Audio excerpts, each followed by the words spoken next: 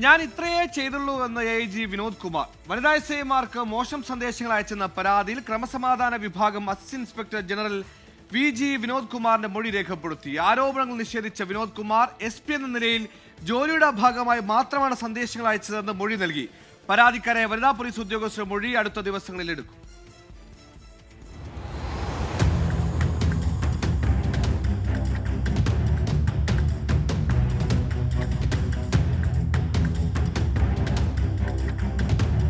Police ആസ്ഥാനത്തെ ആഭ്യന്തര പരാതി പരിഹാര സമിതിയിലെ SP മെറിൻ ജോസഫാണ് മൊഴി രേഖപ്പെടുത്തിയത്. ദുരുദ്ദേശപരമായ സന്ദേശങ്ങൾ അയച്ചിട്ടില്ല. അയച്ചത് ഗുഡ് നൈറ്റ്, ഗുഡ് മോർണിംഗ് മെസ്സേജുകളാണ്. വനിതാ പോലീസുകാർക്ക് മാത്രമായി അയച്ചതല്ല, ബ്രോഡ്കാസ്റ്റ് സന്ദേശമായി അയച്ചതാണെന്നുമാണ് വിനോദ് കുമാറിന്റെ മൊഴി.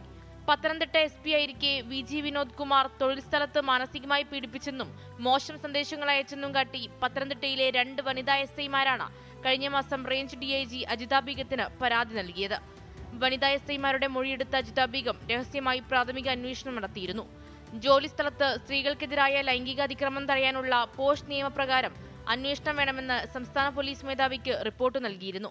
തുടർന്നാണ് DGP മെറിൻ ജോസഫിന് അന്വേഷണ ചുമതല കൈമാറിയത്. ആറന്മുള പോക്സോ കേസ് അട്ടിമറി ഉൾപ്പെടെ ഒട്ടേറെ വിവാദങ്ങൾപ്പെട്ടതിനെ തുടർന്നാണ് പത്തനംതിട്ട ജില്ലാ പോലീസ് മേധാവി സ്ഥാനത്ത് നിന്ന് വിനോദ് കുമാറിനെ നീക്കിയത്. പരാതിക്ക് പിന്നിൽ ഗൂഢാലോചനയുണ്ടെന്നും വനിതാ SIമാർക്കെതിരെ അന്വേഷണം വേണമെന്നും ആവശ്യപ്പെട്ട് വിനോദ് കുമാറും DGPക്ക് പരാതി നൽകിയിട്ടുണ്ട്. 24 തിരുവനന്തപുരം.